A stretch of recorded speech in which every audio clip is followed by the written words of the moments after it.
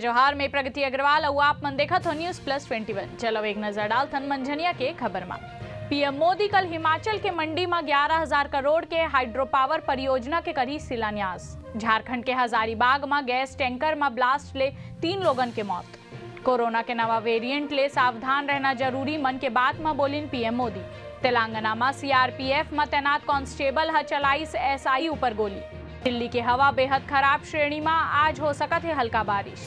राजस्थान में ओमिक्रॉन के विस्फोट 21 नवा मरीज पाए गए संक्रमित। नीतीश कुमार बोलिन बिहार में फिलहाल नहीं लगाए जाही रात्रि कर्फ्यू, गाइडलाइन हो ही सख्त। इंदौर में बोलिन सीएम शिवराज शहर के विकास के रास्ता में कोई बाधा नहीं आंदू हूं। हरियाणा में रोहतक और पंचकूला में ऑनलाइन बनी शस्त्र लाइसेंस पायलट प्रोजेक्ट हो ही शुरू, सीएम ह करीश घोषणा। एसजीपीसी अमृतसर बेअब्दी मामला में सूचना दे वाले ला 5 लाख के इनाम के घोषणा करीस।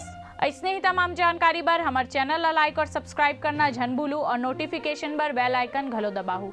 आप मन देखत हो न्यूज प्लस 21 आप मन के हक के बात।